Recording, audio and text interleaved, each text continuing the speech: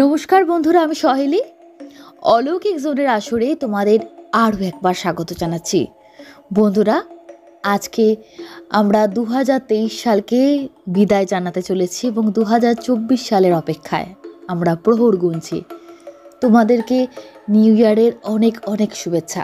আশা করি আগামী বছরগুলি প্রত্যেকটি বছর তোমাদের জীবনে খুব খুব খুব আনন্দ, সুখ, শান্তি, স্বাচ্ছন্দ্য নিয়ে আসবে।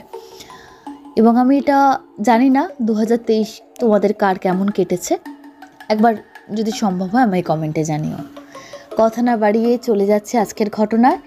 অনেকে হয়তো ভাবছো কালকের এপিসোড কেন আসেনি, তাদেরকে বলি আজ 31 এপিসোডটা করব বলেই কালকের এপিসোড আসেনি, এছাড়া অন্য কোনো কারণ নেই। সরাসরি চলে যাচ্ছি আজকের ঘটনায়। বন্ধুরা, আমরা প্রায়শই ইন্টারনেটে দেখে থাকি বা শুনে থাকি যে ক্যামেরায় অনেক অদ্ভুত জিনিস ধরা পড়ে। কিছু কিছু সময় আমরা ভাবি এগুলো হয়তো ফেক, কিছু কিছু সময় মনে হয় না রিয়েল হলেও হতে পারে। আজকের ঘটনাটা কিন্তু তেমনই একটা ঘটনাটা কিন্তু বারাসাতে আজ থেকে অনেক বছর আগে ঘটে যাওয়া ঘটনা, যে ঘটনা লিখে পাঠিয়েছে শান্তনু চক্রবর্তী। শান্তনু দিদার কাছ থেকে শান্তনু ঘটনাটি শুনেছিল, যিনি প্রায় 15 বছরের বেশি হয়ে গেছে মারা গেছেন। সুতরাং তা আরও অনেক বছর আগে, মানে বুঝতেই পারছো এটা অনেক বছর আগের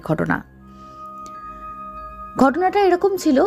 একটা পরিবারটি একদম মানে নির্ঝঞ্ঝাট ফ্যামিলি, যাতে কোনো সমস্যা নেই, স্বাভাবিকভাবে জীবন যেমন বয়ে চলে মানুষের সেরকম জীবনযাত্রা। তো সেই বাড়ির একমাত্র ছেলের বিয়ে দেওয়ার জন্য বাবা মা এক পাত্রীকে নির্বাচন করলেন। পাত্রী খুব সুন্দরী, শিক্ষিতা, তখনকার দিন অনুযায়ী অসামান্য সুন্দরী। বিয়ের পর ছেলেটি মেয়েটিকে তো প্রচণ্ড ভালোবাসতে শুরু করলো, সেটা স্বাভাবিক। কিন্তু মেয়েটিও শুধু তার স্বামী না, তার পুরো পরিবারটাকে একদম নিজের মতন করে নিয়েছিল। 1 বছরের মধ্যে সেই বাড়ি বা আত্মীয় স্বজন, পাড়া প্রতিবেশীদেরকে সে বুঝতে দিত না যে সে নতুন বউ, মূলত অনেক বছর এসেছে। এত সুন্দর সব কিছু দায়িত্ব কর্তব্য সে পালন করে। ভালো একটা মেয়ে, এত সুন্দরী মেয়ে, সবাই ভেবেছিল হয়তো সে সুন্দরী, হয়তো কোনো কাজের হবে না, বা হয়তো তার খুব অহংকার থাকবে। কিন্তু পরবর্তীকালে বাস্তব জীবনে দেখলো না, একদমই না। সে যতটা সুন্দরী, বাইরে থেকে মনের ভেতর থেকেও খুব বড় মনের মানুষ, খুব সুন্দর মনের মানুষ। তাকে পেয়ে একটা সংসার যেন সোনার সংসারে পরিণত হলো। জীবন তাদের খুব ভালো কাটছিল। তাদের ইতিমধ্যে কয়েকটি সন্তানেরও জন্ম হয়েছে। তারপরে বউটি আবার সন্তান সম্ভবা হন। সেই সময় আমরা জানি অনেকগুলো সন্তান হতো, অনেক ফ্যামিলিতেই হতো, তো তাদেরও তেমন। শেষে সন্তানটি জন্ম দেওয়ার সময় বউটি খুবই দুর্বল ছিল, অসুস্থ হয়ে থাকতো, এবং তাদের সুখের সংসার যেন ভগবান সহ্য করতে পারলেন না। বউটি বাচ্চাটির যখন জন্ম দিল, বাচ্চাটি মৃত। যেহেতু তাদের আগে সন্তান ছিল, সুতরাং সেটা দুঃখজনক হলো, অতটা সমস্যা হতো না। কিন্তু শুধু বাচ্চা না, বাচ্চার জন্মের কিছুক্ষণ বাদেই মাও মারা যায়, এবং তারপর যা হয় পুরো পরিবারটার ওপর একটা অন্ধকার ছায়া নেমে আসে। ওইরকম একজন দায়িত্ববান, একজন ভালোবাসার মানুষ জীবন থেকে চলে যাওয়া তো ভীষণ কষ্টের, কিন্তু তার থেকেও বড় কষ্টের ওই ছোট ছোট বাচ্চাদের মাথার উপর থেকে মা চলে গেল। বাচ্চাদেরকে নিয়ে দাদু, দিদা, বাবা তিনজনই দিশেহারা, কি করবে। স্ত্রী মারা যাবার পর প্রায় 1.5-2 বছর সেই ভদ্রলোক, তার মা বাবা, তারা যথেষ্ট বৃদ্ধ হয়েছেন তখন। তারা বাচ্চাগুলোকে যথেষ্টভাবে চেষ্টা করতেন কিভাবে তাদেরকে ভালো রাখা যায়, মায়ের দুঃখ কষ্ট যেন তারা বুঝতে না পারে, মায়ের অভাব যাতে তারা বুঝতে না পারে। কিন্তু আলটিমেটলি তারা ব্যর্থ হতেন। কিছুতেই তারা পারছিলেন না বাচ্চাদেরকে সামলাতে। আর মাহারা বাচ্চারা প্রচণ্ড জেদি। তো ওই সময় প্রয়োজনে ছিল তো একটা মায়ের, যিনি ওই বাচ্চাগুলোকে দেখাশোনা করবেন। ভদ্রলোককে তার মা বাবা রাজি করানোর চেষ্টা করেন যে বিয়ে করার জন্য। স্বাভাবিকভাবে স্ত্রীকে অত্যন্ত ভালোবাসতেন, দ্বিতীয় বিয়ের কথা উনি ভাবতেই পারেন না। কিন্তু ওনার মা বোঝালেন যে তাদের বয়স হয়েছে, তারা আজ আছে কাল নেই, যে কোনো সময় ভালো মন্দ হয়ে যেতে পারে, সুতরাং বাচ্চাগুলোর কি হবে, আর ওরা তো দিন দিন ওদেরকে তো সামলানো যাচ্ছে না, যেভাবে মা সামলে রাখতো সেভাবে তো কেউ পারবে না। তো সুতরাং একজন মায়ের মতন, মা তো আর হয় না, কিন্তু মায়ের মতন একজন কেউ এলে যদি সেই বাচ্চাগুলো একটু সুরাহা হয়। তো অনেক কষ্টে, অনেক বুঝিয়ে তারা এমন একজন পাত্রীর সন্ধান পেলেন, কারণ এরকম মা হারা বাচ্চাদের দায়িত্ব নিতে তো যে কেউ রাজি হয় না। তো সেরকমই একজন মানুষের তারা সন্ধান পেলেন, যিনি, তারও আগে একটি বিয়ে হয়েছিল এবং তার বিয়েও ভেঙে গেছে। তিনি বিধবা ছিলেন না তার স্বামীর সঙ্গে বিচ্ছেদ হয়েছিল সেটা জানা যায়নি। তিনি বাপের বাড়িতে থাকতেন, সুতরাং তিনি এই বাচ্চাগুলোর দায়িত্ব নিতে এবং এই বিয়েতে রাজি হলেন। তো সেই পাত্রীর সঙ্গে ভদ্রলোক ইচ্ছা না থাকলেও বিয়ে করতে বাধ্য হলেন বাচ্চাদের মুখের দিকে তাকিয়ে। বিয়ে হওয়ার পর প্রথম প্রথম স্বামীর স্ত্রীকে মেনে নিতে সমস্যা হচ্ছিল, যে এত স্ত্রীকে ভালোবাসতেন সেখানে নতুন একজনকে মেনে নেওয়া। উনি বলেইছিলেন আমার সময় লাগবে, আমি এত তাড়াতাড়ি তোমাকে মেনে নিতে পারবো না, স্ত্রী হিসাবে তো পারবো না, আর প্রথম স্ত্রীর জায়গায় বসানো তো অসম্ভব, তার জায়গা আলাদা, সেটা তার জায়গায় থাকবে। তিনিও খুব সুন্দরভাবে মেনে নিয়েছিলেন। বাচ্চাগুলোকে মায়ের মতন আগলে রাখা, বাড়ির বয়স্ক শ্বশুর শাশুড়ি গুরুজনদের সেবা যত্ন করা, যেটা সবাই চায় সেভাবে তিনি নিজেকে সম্পূর্ণভাবে চেষ্টা করছিলেন। এবং সেই চেষ্টা দেখে সবারই আস্তে আস্তে তাকেও ভালো লাগতে শুরু করে এবং তার স্বামীরও তার প্রতি মন গলে যায়। তিনিও তাকে আস্তে আস্তে পছন্দ করতে শুরু করেন, তার উপর নির্ভর করতে শুরু করেন। এরকমই একটা সময় তাদের জীবন আবার আগের মতন পুরনো ছন্দে ফিরে এসেছে। বাচ্চারাও তাকে নতুন মাকে মেনে নিয়েছে নতুন মা হিসাবে। তেমন সময় একদিন নতুন বউ, মানে তার বাপের বাড়িতে একদিন বিয়ের ফটোগুলো দেখার কথা চলছে।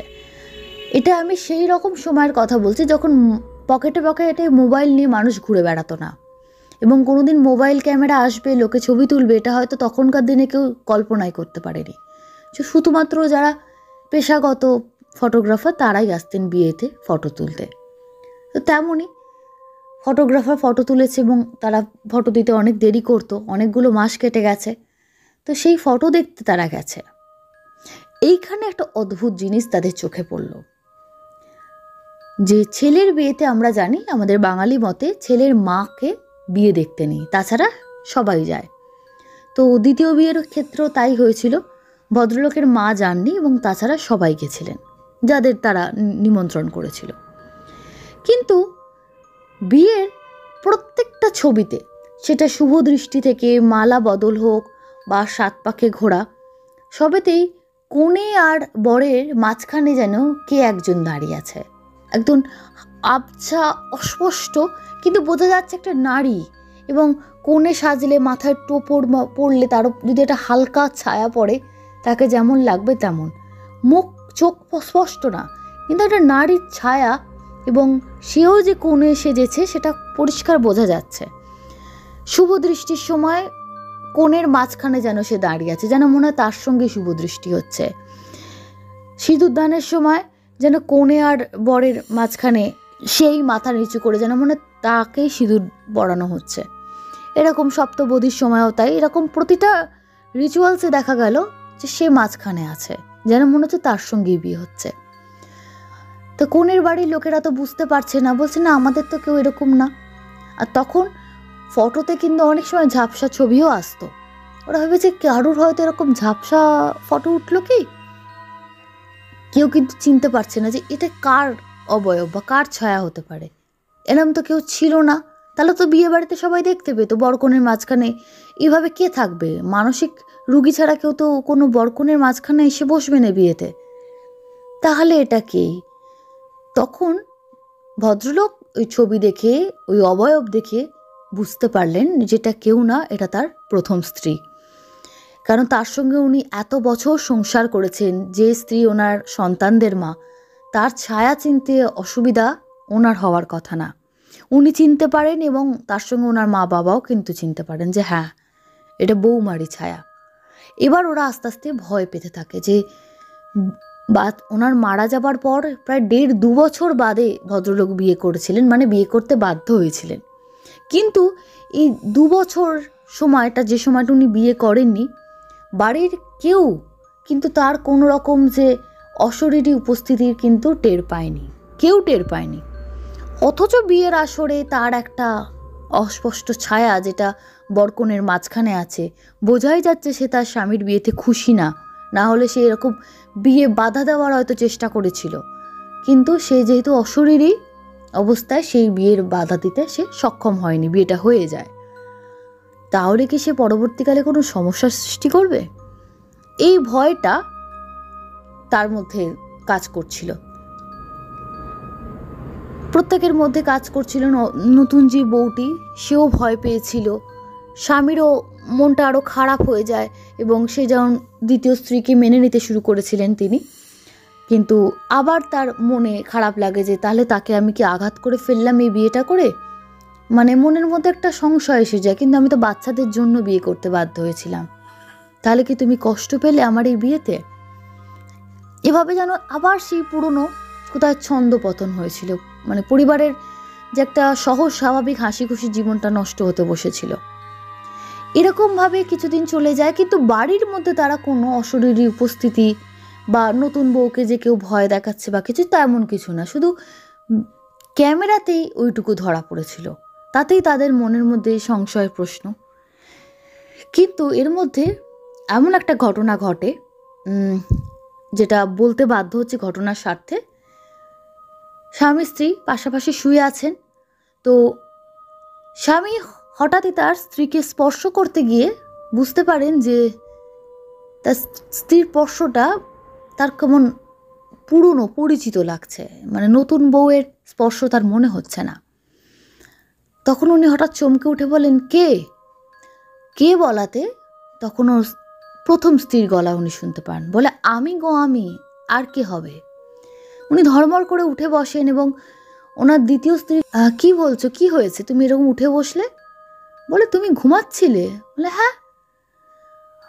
তখন বললেন যে আমি তো তোমার সঙ্গে কথা বলছিলাম। বলে, না, আমি তো ঘুমিয়ে পড়েছি অনেকক্ষণ। বলে, তাহলে কে কথা বলল? তখন উনি বলেন যে আমার মনে হয় আমার প্রথম স্ত্রী, উনি এখন ছিলেন এখানে, এই আমাদের মাঝখানেই উনি ছিলেন, তোমার আমার মাঝখানে। তখন ওনার স্ত্রী বলেন যে মাঝখানে কি করে থাকবেন, এখানে তো মানে একটা বালিশ রাখারও জায়গা নেই। ভদ্রলোক খুব সংকুচিত হয়ে পড়েন, খুব সংশয়ে পড়ে যান। তারপরে ওনাদের জীবনের স্বাভাবিক ছন্দ নষ্ট হয়েছিল। পরবর্তীকালে হয়তো আস্তে আস্তে সব কিছু ঠিক হয়ে যায়, এবং তার জন্য ওরা কোনো ক্রিয়াকর্ম বা পারলৌকিক যে গয়া পিণ্ডদান বা কিছু করেছিল কিনা, সেটা শান্তনুবাবুর দিদা বা মা কেউ জানতে পারেননি। কিন্তু এরকম একটা পরিস্থিতি তাই বাড়িতে সৃষ্টি হয়েছিল যে দ্বিতীয় স্ত্রীর আশাটা প্রথম স্ত্রী মেনে নিতে পারেননি, এবং সে সবসময় চেষ্টা করত যে তার স্বামীকে কারুর কাছে যেতে দেবে না, যেটা খুবই হয়তো স্বাভাবিক, কিন্তু এই প্রকৃতি তার নিয়ম অনুযায়ী চলে, হয়তো তারও আত্মার মুক্তি হয়ে গেছিল, এবং পরবর্তীকালে এনারা সুখে শান্তিতেই ছিলেন। এই ছিল ঘটনা। এরপর আজ যার ঘটনা শোনাবো উনি রিয়ের ঘটনা এর আগেও তোমরা অলৌকিক জোনে শুনেছ। এটা রিয়ের পাঠানো তৃতীয় ঘটনা। রি প্রথম থেকে ওনার পুরো নামটা প্রকাশে অনিচ্ছুক, উনি কলকাতায় থাকেন। এটা ওনার বিয়ের পর জীবনে ঘটে যাওয়া একটা ঘটনা। রি বলেছেন উনি ছোট থেকেই বেশিরভাগ সময়টা বাবার চাকরি সূত্রে হয়তো কলকাতার বাইরে কাটাতেন, পড়াশুনোও কলকাতার বাইরে। কিন্তু কলকাতার বাগুইহাটি অঞ্চলে ওনাদের একটা ছোট্ট বাড়ি ছিল। রিয়ের মা মারা যান, তখন রি মাত্র 3rd ইয়ারের স্টুডেন্ট। রিয়ের বিয়ে এবং তার সন্তান হওয়া কোনো কিছুই তার মা দেখে যেতে পারেননি। বিয়ের পর কিছু সমস্যা হওয়ায় শ্বশুরবাড়ি থেকে আলাদা হয়ে সেই বাড়িটায় রি তার স্বামীর সঙ্গে থাকতে শুরু করেন, যেটা তার বাবা মা একটা ছোট্ট বাড়ি করে রেখেছিলেন কলকাতায়। বাড়িটা একতলা, সাজানো গোছানো, খুব ছোট্ট একটা বাড়ি, এবং তাতেই উনি ওনার নতুন সংসার শুরু করেছিলেন বলা যায়। তো সেখানে উনি হাজব্যান্ড চলে গেলে উনি সারাদিন একা থাকতেন বলে ওনার সবসময় সঙ্গী ছিল একটি মেয়ে।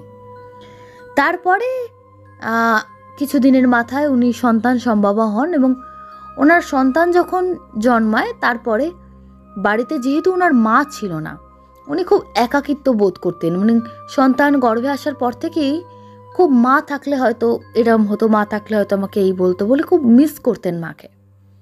তো সেরকম সময় মানুষ একজন মা না থাকলেও একজন মায়ের মতন কাউকে খুঁজে বেড়ায়। রিয়ের বাবা ছিলেন, আত্মীয় স্বজনদের সঙ্গে খুব একটা ওনার যোগাযোগ ছিল না, তো একজন ওই মায়ের মতন কাউকে উনি খুঁজে বেড়াতেন। তো ওনার ওই বাগুইহাটির বাড়ির খুব একদমই কাছে একজন ভদ্রমহিলা, উনি একদম ওনার মায়ের বয়সী একজন মহিলা। বাড়িটা খুব সুন্দর, মানে ওই এলাকার সব থেকে সুন্দর সাজানো গাছানো একটা বাড়ি। বাড়িটাতে নারকেল গাছ, সুপুরি গাছ সব কিছু ছিল।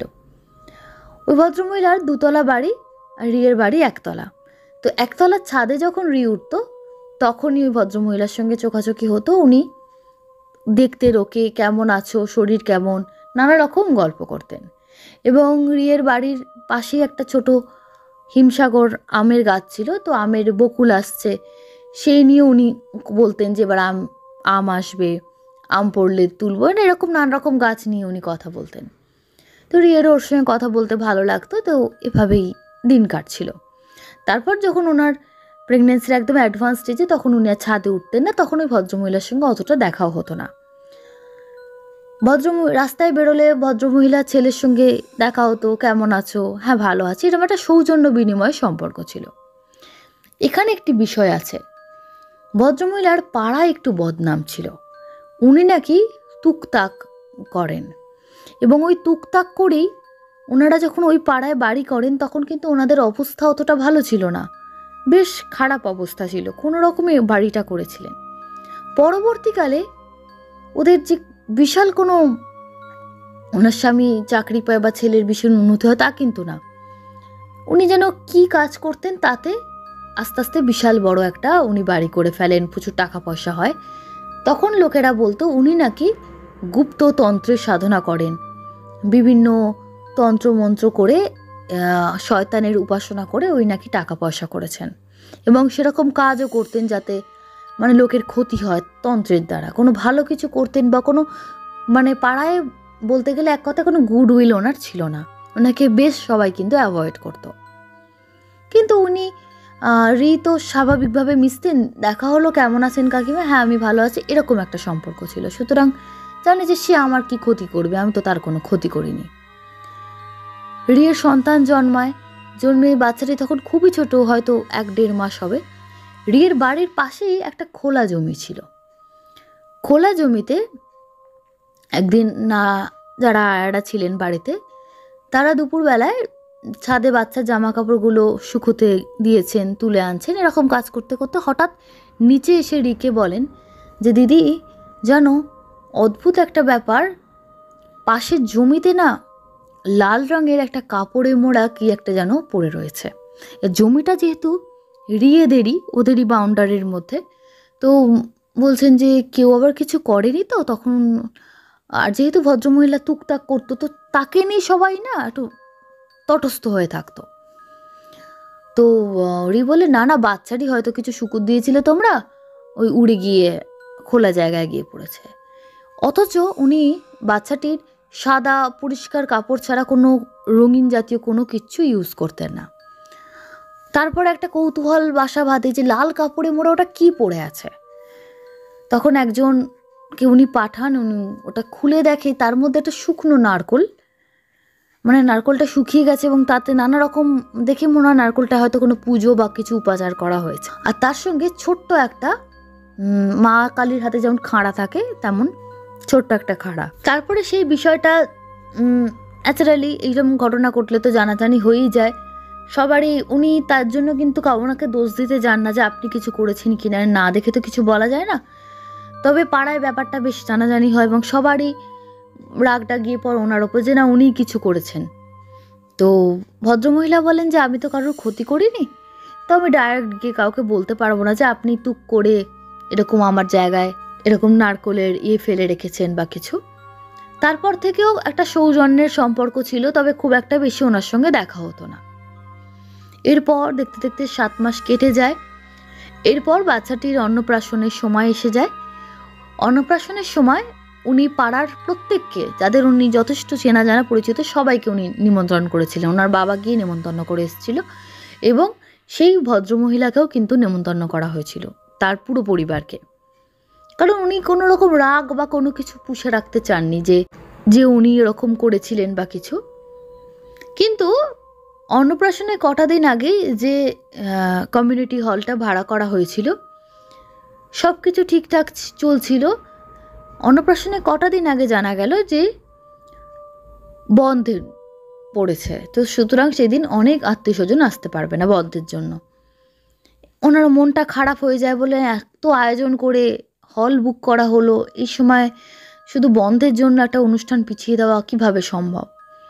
তখন ওনার বাবা এবং যারা বয়োজ্যেষ্ঠ ছিলেন তারা বললেন যে একটা কাজ করা যায়, অন্নপ্রাশনের দিন বাড়ির ছাদে ছোট একটা প্যান্ডেল করে যে অন্নপ্রাশনের যে নিয়ম আচারগুলো, যেমন নান্নি মুখ থেকে যা থাকে সেই যাবতীয় আচারগুলো করে নেওয়া হোক, কেন সেদিনই তিথি আছে।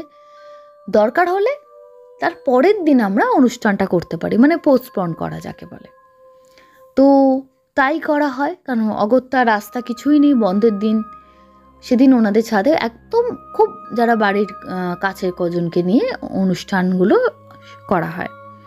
তো ওনার যখন ছেলের, যেহেতু খুব ছোট্ট করে একটা শামিয়ানা টাঙিয়ে আচার অনুষ্ঠান, কারণ ওনারা তো পরের দিন কমিউনিটি হলে চলেই যাবেন, সেখানে লোকজন নিমন্ত্রণ করেছে, তো এখানে খুব বড় করে প্যান্ডেল কিছু করেননি ছাদেতে। তাই যখন পুরো অনুষ্ঠানটা চলছিল বাচ্চার অন্নপ্রাশনের, ভদ্রমহিলা কিন্তু তার দোতলা রান্নাঘর থেকে পুরো জিনিসটা দেখছিলেন এবং একটা কথাও বলেছিলেন, কিন্তু একটু সংকোচে থাকতেন যে আমার ব্যাপারটা জানাজানি। তার অন্নপ্রাশন হওয়ার পরের দিন, যেহেতু সেদিন অনুষ্ঠান ছিল, উনি খুব সকাল সকালই বেরিয়ে যান কমিউনিটি হলের উদ্দেশ্যে এবং সেখানে আত্মীয় স্বজন, বন্ধু বান্ধব, পাড়ার যারা নিমন্ত্রিত সবাই এসেছিল এবং সেখানে একটা অনুষ্ঠান চললে যা হয়, তার সেদিন অন্য কোনো দিকে খেয়াল ছিল না। তো ওখান থেকে আস্তে আস্তে সেদিন ওনাদের অনেক রাত হয়ে যায়। তবে এখানে একটি বিষয় আছে, অনুষ্ঠানের দিন প্রচুর খাবার বেঁচে গেছিল।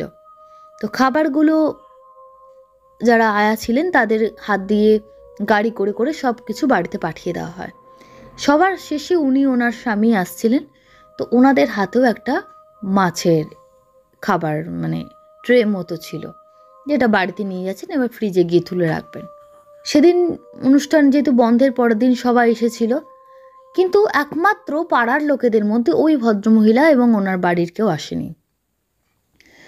তখন ওরা বাড়িতে এসে বাড়ি যারা ওনার ছেলে দেখাশোনা করত তাদের সঙ্গে আলোচনা করলেন যে সবাই তো এসেছিল, একমাত্র পাশের বাড়ির ওই কাকিমা এলেন না, কি ব্যাপার কে জানি। তখন ওনার যারা বাচ্চাদের দেখতেন তারা বললেন যে হয়তো উনি ওরকম একটা অন্যায় কাজ করেছিলেন, সেই জন্য লজ্জায় আসতে পারেননি, কারণ সবাই তো ওনার ব্যাপারে জানে আর উনি টুকটাক করেন বলে কেউ ওনাকে পছন্দও করেন না। একদিকে ভালো হয়েছে আসেনি। তো এভাবে কথা বলতে সেই দিন রাতটা কেটে গেল। পরের দিন দুপুরবেলা উনি বাচ্চাকে নিয়ে শুয়ে আছেন, ঘরের জানলা দরজা বন্ধ, সুতরাং ঘরটা বেশ অন্ধকার। সেই সময় ঘুমের ঘোরে উনি একটা অদ্ভুত স্বপ্ন দেখেন। দেখেন যে সেই ভদ্রমহিলা মানে পাশের বাড়ির কাকিমা ও গলা টিপে ধরেছে এবং টিপে ধরে বলছে, তুই আমাকে ইচ্ছা করে ঠেলা মারলি কেন? আমি আম গাছে বসেছিলাম, তুই মাছ হাতে করে নিয়ে আসলি, কেন আমাকে ঠেলা মারলি? তোর মাথা আমার পায়ে লাগলো, আমার তো খুব বাজে লাগলো, কেন আমাকে ঠেলা মারলি বল? এই বলে বারবার রিয়ের গলা চিপে ধরছে এবং এই স্বপ্নটা দেখতে দেখতেই চিৎকার করে ওর ঘুম ভেঙে যায় এবং বাচ্চার যে আয়ারা ছিলেন তারা ছুটে আসেন, এসে জিজ্ঞেস করেন, তারা জল টল দেয় যে কি হয়েছে, তুমি খারাপ স্বপ্ন দেখেছো? তো স্বপ্নটা বলায় তারা তো মানে প্রায় হেসে খুন, বলে মৃত মানুষ তো শুনতাম ভয় দেখাতো, জ্যান্ত মানুষ স্বপ্নে এসে কি করে ভয় দেখাচ্ছে? বলে আসলে উনি আসেননি বলে আমরা আলোচনা করেছি, তো তারপর উনি টুকটাক করেন, এইসব মিলিয়ে মিশিয়ে অবচেতন মনে এগুলো চলছিল, তাই তুমি স্বপ্ন দেখেছ। ওনারও বেশ হাসি পায়, সত্যিই তো জ্যান্ত মানুষ কি করে আম গাছে বসে পা দোলাবে? মানে সে বলছে যে আমি আম গাছে বসেছিলাম, পা দোলাচ্ছিলাম, তুই এমনভাবে আমাকে ঠেলা মারলি, আমার বিরক্ত লাগলো বা এরকম জাতীয় কিছু। মাছ নিয়ে আসছিলিস, আমি তো মাছ পেলাম না, আমার তো নেমন্তন্ন খাওয়া হলো না, ইত্যাদি। কিন্তু একটা দিন হয়ে ব্যাপারটা থেমে গেলে ভালো হতো। এরপর প্রায় দুপুরবেলা বা রাত্রিবেলা ঘুমোতে গেলে এই স্বপ্নটা আসতো। বারবার মনে হতো যে স্বপ্নে না, যেন বাস্তবেই ওনার গলা টিপে ধরছেন সেই কাকিমা, পাশের বাড়ির কাকিমা। এবং বারবার সে একই কথা, তুই আমাকে ধাক্কা মারলি কেন? তোর মাথাটা আমার পায়ে লাগলো, আমার কত কষ্ট লাগলো। তুই মাছ নিয়ে আসলি, আমি মাছ দেখলাম, অথচ আমি মাছ পেলাম না, আমারও তো নেমন্তন্ন ছিল।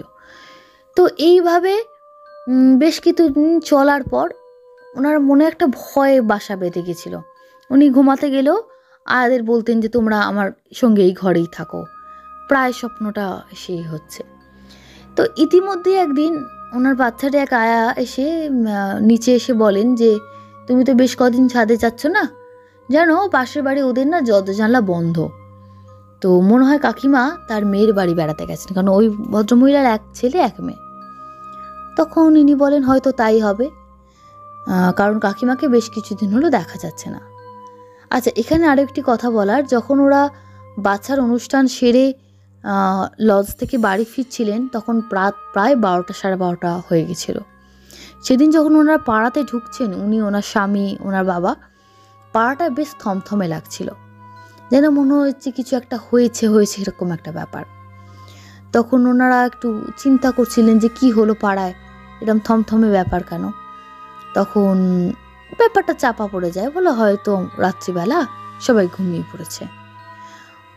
তো এভাবেই পুরো ব্যাপারটা ওখানে ওরা আর গুরুত্ব দেন না যে হবে কিছু একটা। তারপরে প্রায় ওরকম স্বপ্ন উনি দেখেন, প্রায় 10-11 দিন হয়ে গেছে। একদিন দরজায় কলিং বেল বাজায়। কলিং বেল বাজতেই বাড়ির আয়া দিদি দরজা খুলে দেন, বলেন বৌদি তোমার সঙ্গে দেখা করতে কি এসছে। দেখা করতে এসছে বলে উনি যখন এগিয়ে যান দরজা খুলে, উনি দেখে হতভম্ব হয়ে যান। দেখেন পাশের বাড়ির সেই কাকিমার ছেলে এসে দাঁড়িয়ে আছেন ওনার দরজার সামনে। শুধু দাঁড়িয়ে আছে না, সে গায়ে কাছা নিয়েছে এবং হাতে তার গঙ্গা লেখা কার্ড। বোঝাই যাচ্ছে সে কোনো শ্রাদ্ধের নিমন্ত্রণ করতে এসেছে। ঋতু ওকে দেখলে রীতিমতো চমকে উঠেছে, মানে যাকে বলে পিলে চমকে যাওয়া। ওর মুখ দিয়ে বেরোচ্ছে না যে কে, কিভাবে, মানে মা না বাবা, কার হলো, কিভাবে হলো, কবে হলো, মানে অনেক প্রশ্ন মুখে ঘুরে বেড়াচ্ছে মনের মধ্যে, কিন্তু ওনার মুখ দিয়ে কিছু বেরোচ্ছে না, জাস্ট একটা গলা দিয়ে অস্ফুটে বেরিয়েছিল কে, কিভাবে। তখন ছেলেটি বলে যে আমার মা মারা গেছে। তখন রি আরও একবার ঝটকা খান, বলে কিভাবে না, আপনাদের যেদিনকে অনুষ্ঠান ছিল সেদিনকে অনুষ্ঠান যাবে বলেই রেডি হচ্ছিল, তারপরে হঠাৎ করে মায়ের বুকে কষ্ট হয়, পেন হয়, মুখ দিয়ে রক্ত উঠে যায় এবং হসপিটালে নিয়ে যেতে যেতে মা মারা যান। তারপর সেদিনকে আপনারা এখানে ছিলেন না, পাড়াও খালি ছিল, তাই কেউ জানতে পারেনি, তবে মুষ্টিমেয় কিছুজন জানে যে আমার মা মারা গেছে। উনি হতভম্ব হয়ে যান, যেহেতু উনি সারাদিন বাড়িতে থাকতেন, বাইরের খবর ওনার পক্ষে যাওয়া সম্ভব না, ওনার স্বামীওর পক্ষে সম্ভব না, তিনিও কাজের মধ্যে ব্যস্ত। তো এটা দেখার পর উনি যখন ওনার বাড়ির দিদিদের বলেন যে, দিদি মানে আয়া দিদিদের কথা বলছি, যে এরকম আমি তো স্বপ্ন দেখেছি, তাহলে সত্যি কাকিমা মারা গেছেন, এবং উনি যে ওই স্বপ্নটা বারবার দেখাচ্ছেন তাহলে সেটা সত্যি।